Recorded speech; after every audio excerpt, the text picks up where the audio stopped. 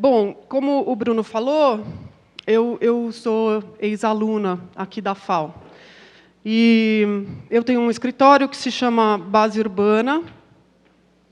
E nos últimos 25 anos, eu venho, junto com uma colega minha, que estudou aqui na FAO comigo, a Caterine Otondo, me dedicando aos problemas da arquitetura.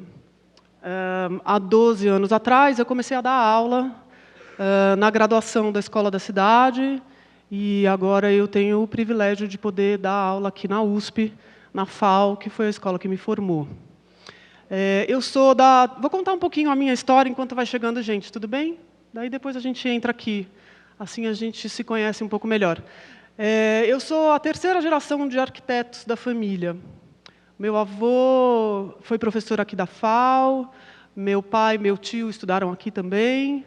E, enfim, cada um deles trilhou o seu caminho, mas eu sou, talvez, dos quatro, aquela que seguiu a carreira de arquitetura ligada a edificações e ao desenho urbano. O meu avô, na verdade, quando ele se formou, não existia o curso de arquitetura ainda na USP. Então, ele fez a Poli e depois ele fez um curso de artes e se formou engenheiro arquiteto. Hoje, essa dupla está de volta, quer dizer, é possível fazer o curso de arquitetura com o curso de engenharia, se formar arquiteto e engenheiro, e os engenheiros também podem cursar algumas disciplinas aqui na FAO e se formar engenheiros arquitetos, que nem o meu avô, lá nos anos de 46. E eu trouxe para a gente conversar, eu estou no grupo da 156, que lida diretamente com o problema da infraestrutura urbana, e eu trouxe para conversar aqui com vocês 4 trabalhos. Na verdade, 2 deles são do meu escritório e 2 deles têm diretamente relação com os temas que eu estudo. E eu queria, na verdade, começar essa aula, pena que o Barossi não está aqui, mas eu queria começar essa aula contando que o Barossi foi uma figura muito importante na minha formação. Eu fui a primeira turma de alunos dele. E o Barossi me ensinou uma coisa muito importante, que eu queria poder, de uma certa maneira, passar para vocês durante a nossa convivência aqui na FAO. Que os problemas da arquitetura podem ser abordados de muitas maneiras, mas a nossa forma de expressão das questões da vida, das questões da existência, elas estão intimamente ligadas à nossa linguagem, ao desenho. Quer dizer, é através do desenho que a gente vai expressar questões que nos tangenciam e que nos são colocadas pela sociedade em que a gente vive, pelo mundo que nos rodeia.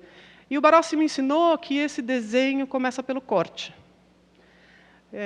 De um jeito muito singelo, ele sempre dizia: mas vamos começar pelo corte, é assim que a gente começa a entender o problema, é assim que a gente encontra uma boa equação, uma boa solução para o problema. Eu acho que, passados esses 25 anos, eu acho que ele tem muita razão mesmo.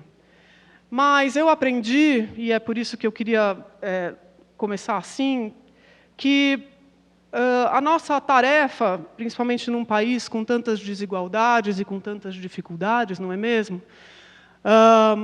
A nossa tarefa é poder proporcionar, através do trabalho da arquitetura, a maior inclusão possível.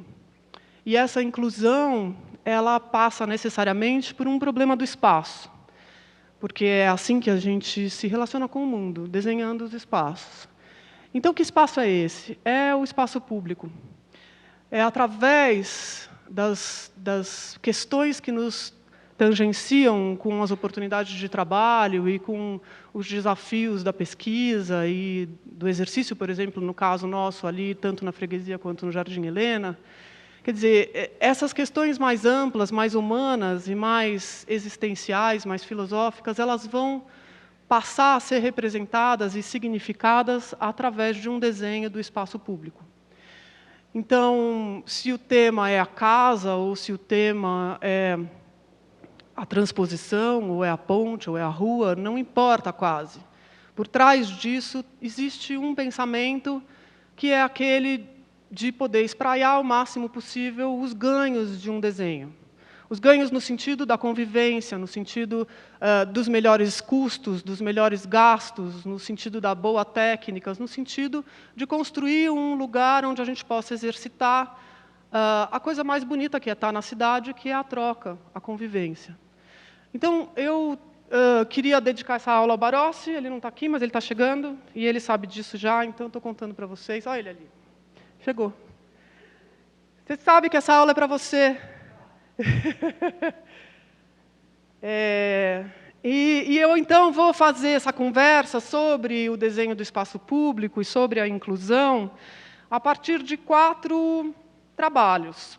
2 deles são do meu escritório, em parceria com a Caterine Otondo, e 2 deles são projetos que, para mim, são exemplares do nosso problema aqui da moradia e da transposição, e que foram objeto de estudo no meu doutorado, que trabalhou, enfim, é uma tese sobre a relação entre prática e construção, entre desenho e construção, que se chama Laboratórios de Projeto e Construção, Prática da Arquitetura. Então, eu trouxe um trabalho do João Filgueiras, provavelmente vocês conhecem, e um trabalho do Renzo Piano, que é a sede da Unesco, o Laboratório de Construção da Unesco, que depois se tornou o escritório dele na Itália. Eu vou começar com os trabalhos do meu escritório, porque eu acho que eles estão mais diretamente ligados ao nosso problema. Os outros 2 eles são mais amplos, tangenciam outras questões. O primeiro trabalho que eu vou mostrar para vocês é um trabalho de urbanização de favela, uma favela que se chama Alfredo Ávila, e que ela está dentro de um conjunto de questões que a gente discutiu por conta de um programa da Prefeitura de 2011, chamado Renova São Paulo, no qual a gente ganhou o primeiro lugar para discutir o problema de ações integradas no espaço urbano, no que estava sendo chamado, na época, de Cabo Sul de Cima 10, que é um setor da cidade ao norte, junto da Serra da Cantareira, que tem um problema muito grande topográfico, uma cidade margeando o rio Baixa, de várzea, e uma cidade que invadiu as montanhas da Serra da Cantareira. Então, um projeto de muita fragilidade, que fica aí ao norte, nessa fronteira entre o que é a área urbanizada, ou a área ocupada e construída da cidade, e uma das nossas reservas naturais, que é a Serra da Cantareira. Essa área ela tem o rio Piqueri, que é esse que está aqui, dividindo topograficamente 2 situações urbanas distintas. Uma cidade mais formal, que está aqui embaixo, isso aqui é o CEL Tremembé, isso aqui é um conjunto habitacional, isso aqui é o Hospital São Caetano, e uma cidade informal que acontece a partir dos meandros e do início de uma topografia acidentada na Serra, que é toda essa parte aqui de cima. No total, são 15 mil famílias, quer dizer, praticamente uma cidade, são 60 mil pessoas, aproximadamente, morando nessa situação. E a gente enfrentou um problema de conexão urbana, quer dizer, as pessoas que moram na parte precária desse trecho de bairro têm dificuldades de acessibilidade muito grande, porque existe apenas uma transposição que acontece aqui e uma outra que acontece aqui. A gente resolveu enfrentar esse problema muito grande a partir de um setor de projeto que a gente chamou de unidade territorial, que era esse setor ao longo do rio, onde, por questões estratégicas de transposição do canal e por se encontrar a maior parte da precariedade por causa dos alagamentos e por causa dos deslizamentos, a gente acabou enfrentando um primeiro momento de projeto, porque os recursos da prefeitura também eram escassos, nessa borda do rio, que está aqui, o rio Piqueri, e essas construções pretinhas são todas as casas que poderiam ficar nesse lugar, e a gente fez 2 remoções, uma nessa ponta e uma outra maior aqui, que é Alfredo Ávila. Eu não vou entrar no mérito das outras, um dia a gente pode conversar mais sobre esse projeto, ele é muito complexo, eu vou contar só o que aconteceu com Alfredo Ávila. Essa é a favela Alfredo Ávila, ela se encontra nessa pendente, digamos assim, de 45 metros de desnível, entre a cota de baixo aqui do rio e a cota dessas casas aqui em cima. Essa linha vermelha é uma rua. E a gente tinha que resolver esse problema. A favela inteira tinha que ser removida, essa favela de baixo, toda removida, porque todas essas casas correm riscos de deslizamento ou de alagamento. Essa é um pouco a situação topográfica, é muito frágil, muito trágico também, né? Quer dizer, como é que a cidade vai se espraiando e se relacionando com a sua geografia de uma maneira assustadora. O desnível entre a rua aqui de cima e o de baixo é de 45 metros, e a gente precisava recompor essa floresta, porque isso seria uma forma mais econômica, inclusive, de poder sustentar esse território que estava desabando. Então, a gente desenvolveu um projeto para realocar essas famílias, já nessa área de borda do canal, né? Então, aqui a gente tem o rio Piqueri. A gente tinha um terreno onde saíram aquelas moradias que tinha uma condição bastante estável, e a gente fez um projeto de reflorestamento e contenção dessa mata, e um projeto de contenção dessas casas aqui de cima, que, num primeiro momento, a gente queria que saíssem, mas depois a prefeitura achou que era importante elas ficarem.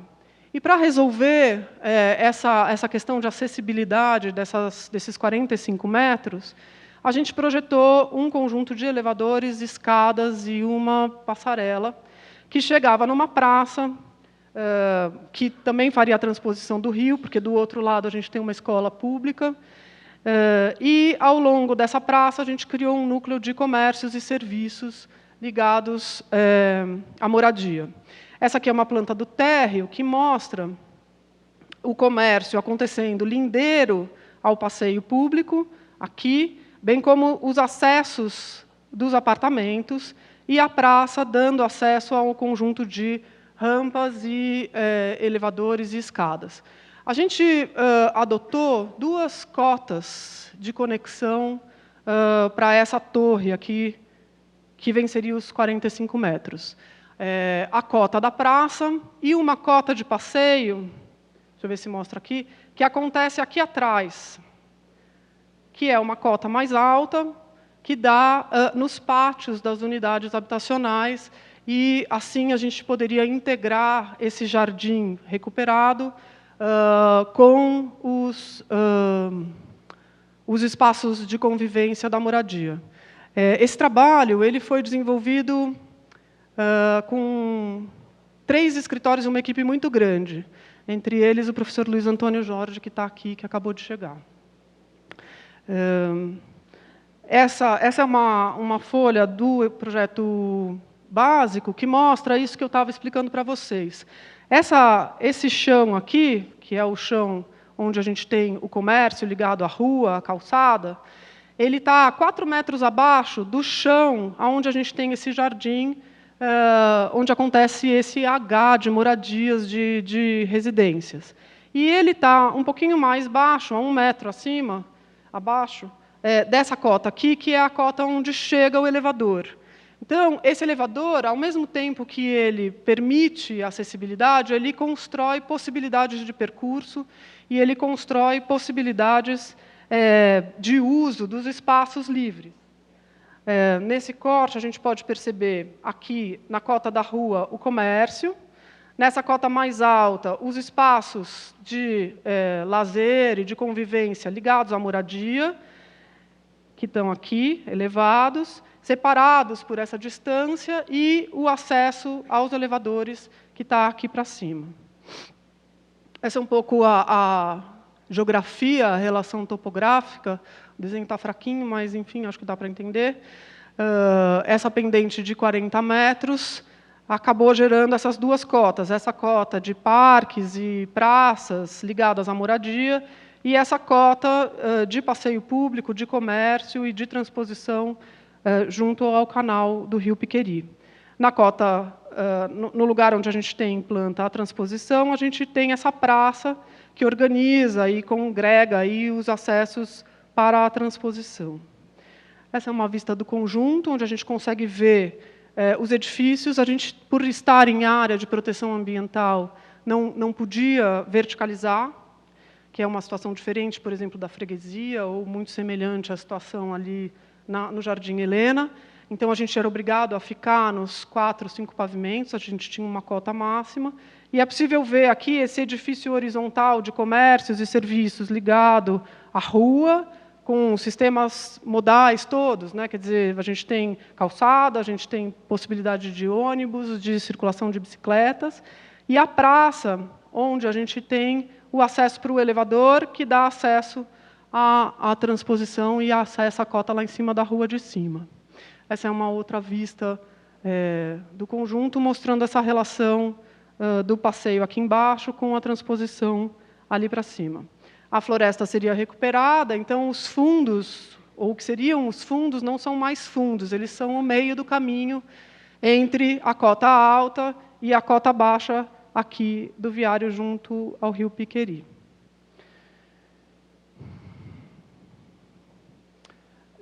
Um outro trabalho que a gente desenvolveu, também ligado ao tema das transposições e da moradia, foi uma oportunidade que, na gestão passada do Fernando Haddad, logo no começo da gestão, a Prefeitura lançou um chamamento público chamado Arco Tietê, onde empresas de urbanização, escritórios de advocacia e economistas teriam que pensar uma porção muito grande da cidade em relação ao que seria um parque fluvial ao longo do rio Tietê, muito afinados com o projeto do Metrópole Fluvial, desenvolvido pelo professor Alexandre Delijaikov e a equipe aqui do projeto do GDPR na FAO.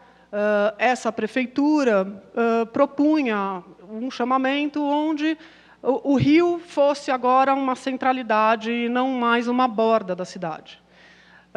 Esse chamamento teve um aceite muito grande de consórcios de construção enormes, quer dizer, a Andrade Gutierrez, a Camargo Correia, a Odebrecht, eram grandes empreendedores propondo uma intervenção muito grande na cidade. E nós, pequenos, né, somos um escritório de 12 pessoas, nos associamos ao professor Renato Simbalista, aqui da FAO, e passamos a discutir uma ação estratégica muito pontual, que coubesse no nosso tamanho de escritório desenvolver, mas que tivesse um impacto grande. De novo, essa relação que eu estava explicando para vocês, de como que a gente pode fazer um exercício muito singelo de transformação do espaço, mas ampliar o que ele significa para a cidade. E a gente participou desse chamamento com o tema das transposições. A gente percebeu que, ao longo do rio Tietê, existem 16 transposições, com uma distância entre 1,5 km, quase 2 entre elas. E a gente percebeu que, se a gente propusesse uma nova costura desse tecido que está nas duas margens, a gente propiciaria uma conexão maior entre um lado e outro, e, assim, diminuiriam as distâncias e, portanto, diminuiriam as desigualdades. A porção norte do Arco Tietê ela é bem mais pobre, bem menos urbanizada e bem menos acessível do que a porção sul, que está junto à linha do trem, que está junto ao centro da cidade. Então, com esse gesto simples, urbano, de construir novas pontes, a gente conseguia equalizar, digamos assim, as possibilidades de percurso. E esse chamamento ele tinha que estar articulado um desenho, uma possibilidade, um modelo econômico e um modelo jurídico. O que a gente pensou desse ponto de vista foi mini operações urbanas que poderiam criar fundos autônomos para que cada transposição fosse gerenciada e organizada por interessados diretamente ligados a ela. Hoje, as operações urbanas elas são grandes fundos e, muitas vezes, o investimento local não consegue perceber aonde que o seu dispêndio pode estar localizado na cidade, porque tudo vai para um grande fundo e naquela época, a gente achou que seria interessante pensar mini operações urbanas ligadas diretamente às novas transposições e aos terrenos lindeiros a elas. Eu vou mostrar para vocês 2 exemplos, porque são 16 novas pontes, e eu vou mostrar 2 novas pontes. Inclusive, uma delas, não sei se vocês estão reconhecendo aqui, mas aqui é a Lapa, e aqui é a nossa freguesia do Ó, onde a gente está trabalhando. Então, a gente propunha, já lá em 2011, uma transposição nesse lugar.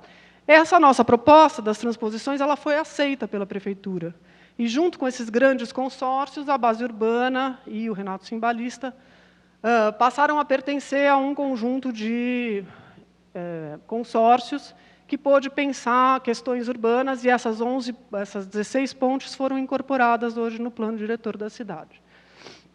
Então, eu vou mostrar, primeiro, essa transposição aqui, que fica junto à Vila Jaguara e a um antigo emissário de trem, e junto a uma área verde grande da Sabesp, que fica no final ali da Vila Leopoldina.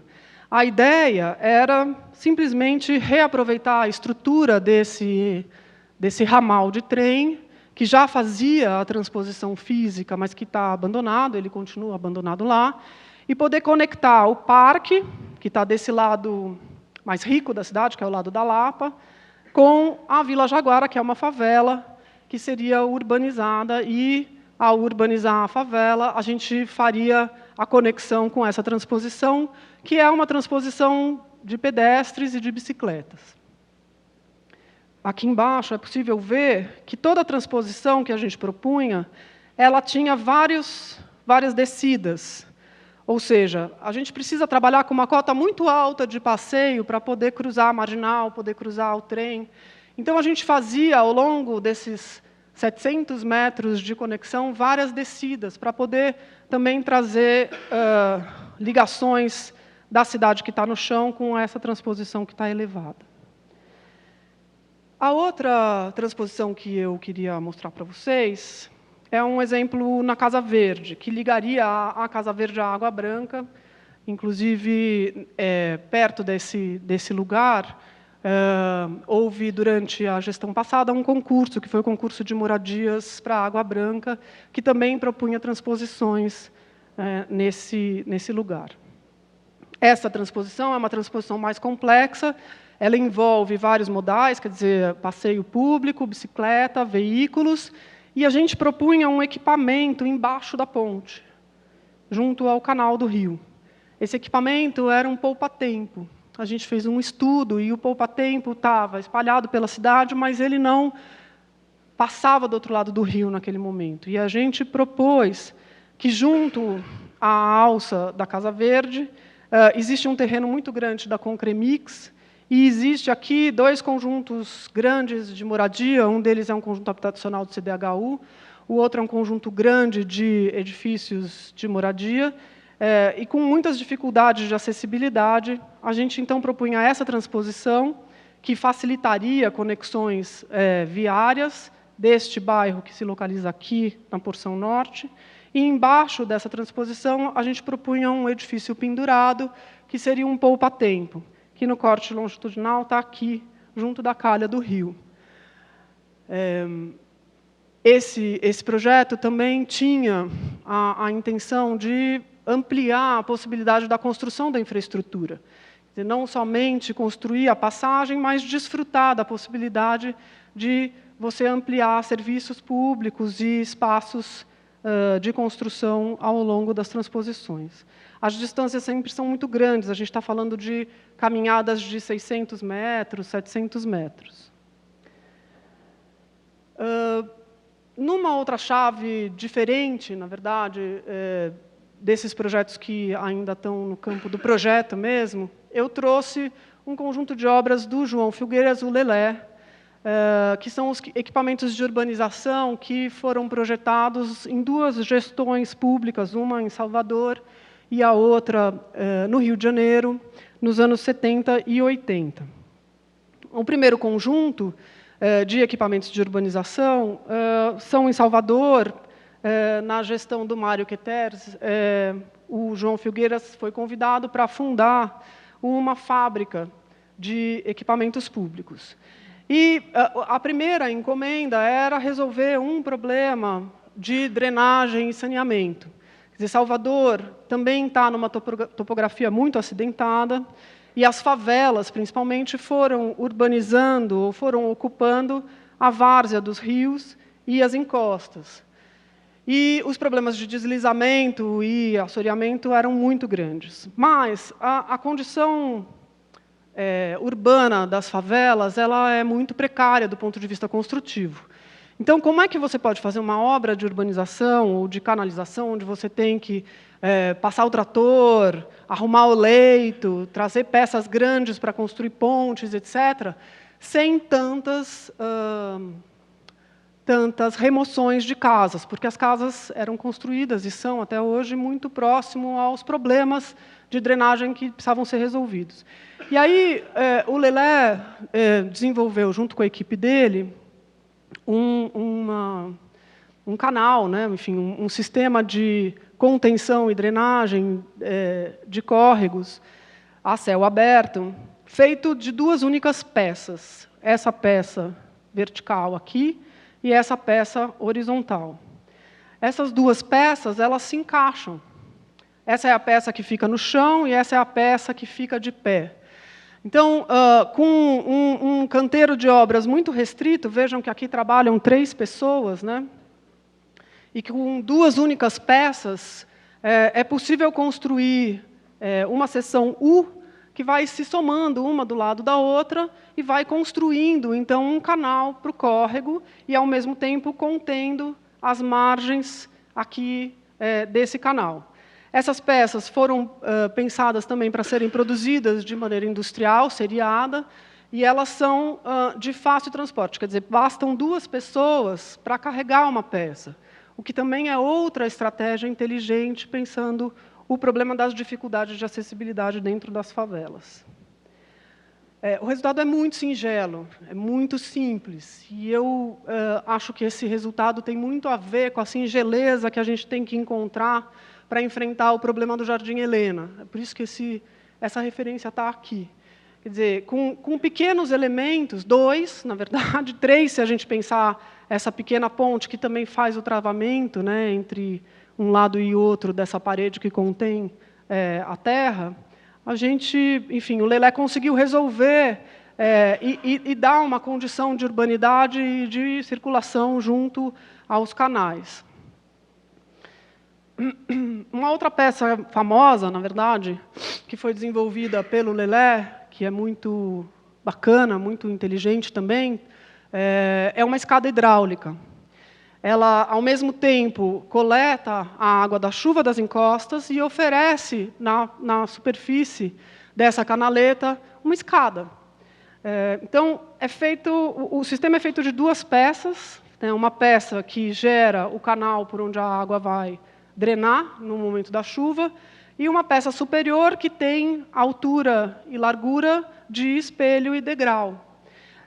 Esse sistema ele vai se compondo com peças mais horizontais ou mais inclinadas e vai constituindo os passeios dentro das vielas, dentro das favelas, e, ao mesmo tempo, contendo a água da chuva.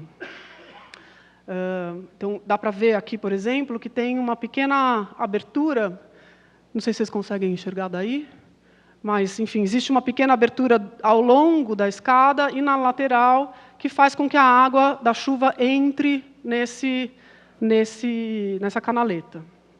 Também uma outra coisa muito inteligente, a peça é muito leve, nesse caso o Lelé usou argamassa armada para construir essas 2 peças, e também com 2 pessoas, na verdade, uma pessoa só consegue carregar cada uma dessas peças. Então, com 3, 4 pessoas, é possível construir essa escada no meio da favela, sem ter que remover casa, sem ter que fazer grandes movimentações.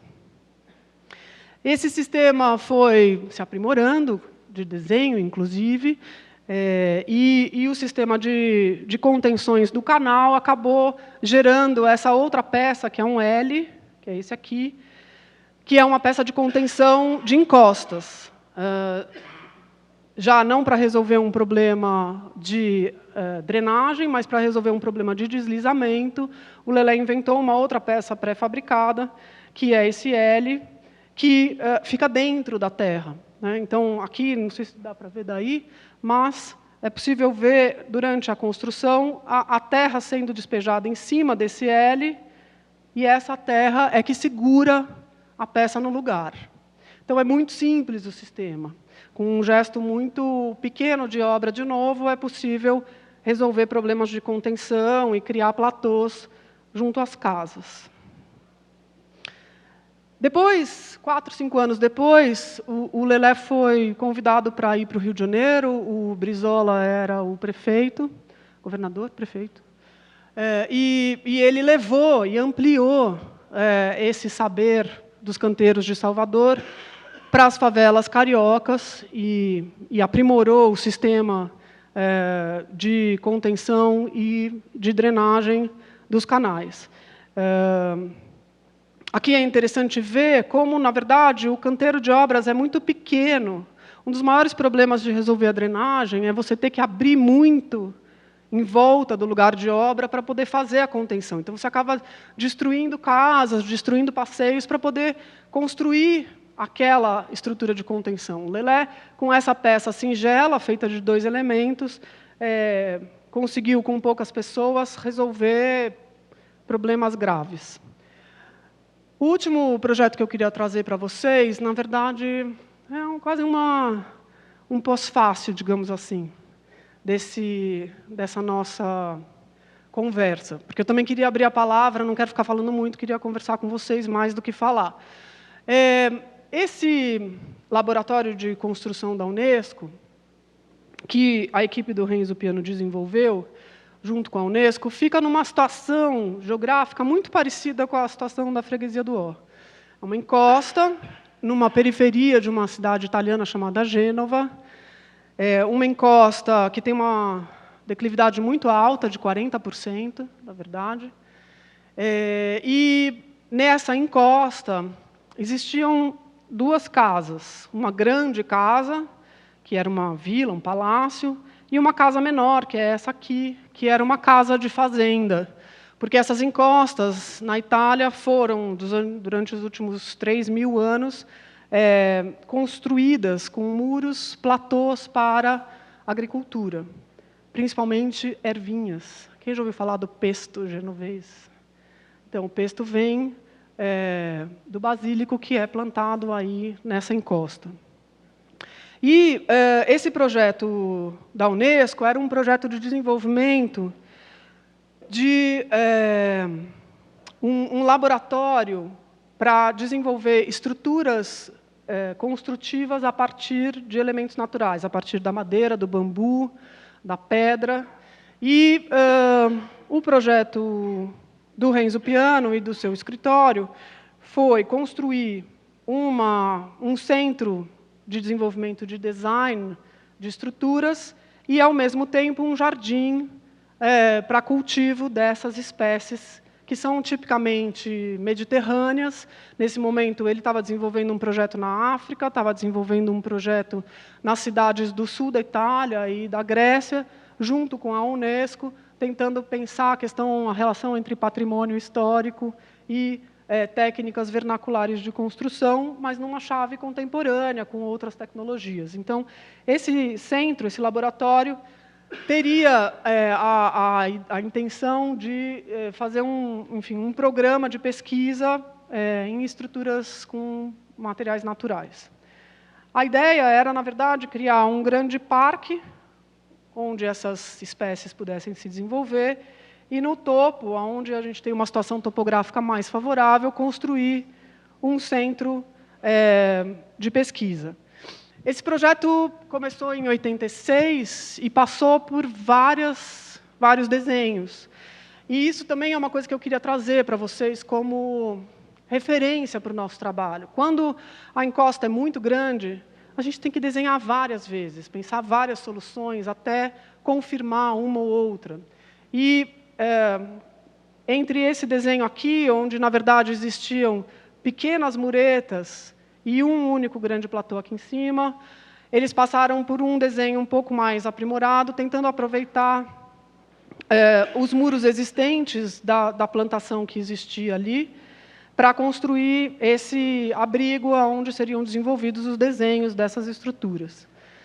Eu trouxe um pouco a quantidade, enfim, esses são 4 de 12 cortes que foram feitos para tentar entender o terreno, para tentar entender as possibilidades construtivas, cortes que propunham soluções totalmente novas de demolição dos muros que existiam ou de aproveitamento dos muros que estavam lá, que também é um problema que a gente tem ali para pensar, quer dizer, tem coisas construídas lá, como é que a gente se relaciona com elas, até que, finalmente, o desenho final aconteceu, alguns anos depois, 3, 4 anos depois, mas dentro de uma mesma lógica, quer dizer, existiria uma circulação periférica aqui e platôs, mais ou menos da mesma largura, organizando tanto ambientes internos de trabalho, quanto cultivos nas varandas, nesses solários que aconteceriam ao lado da construção.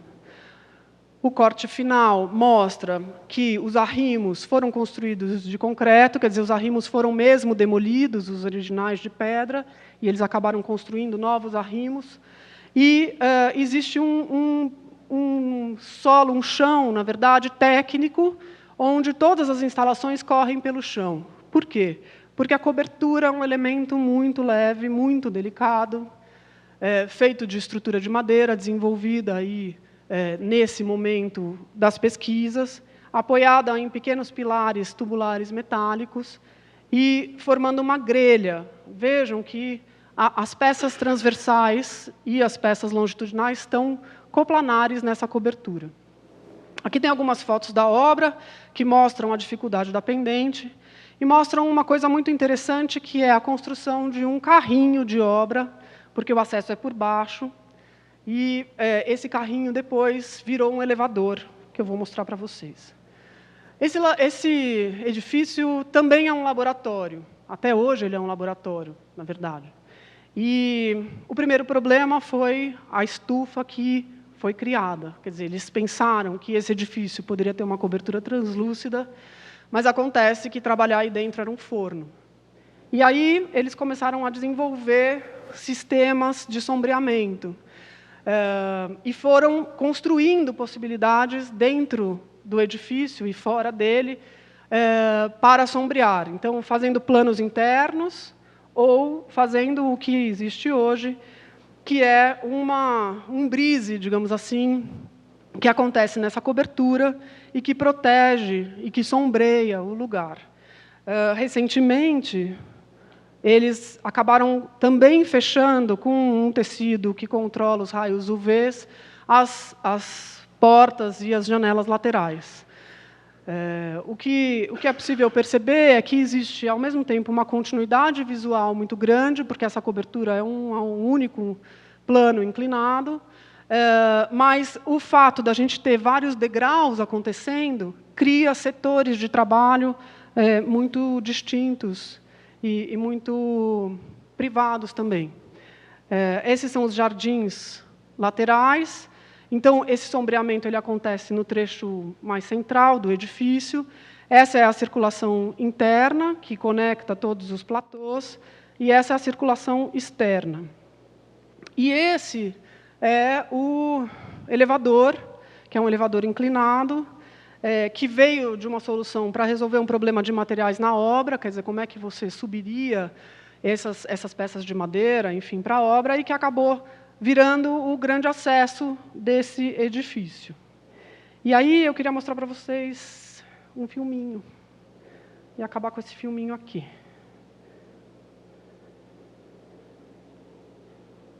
Mas não tem som. Tudo bem. Um pouco para vocês verem a experiência de descer nesse funicular.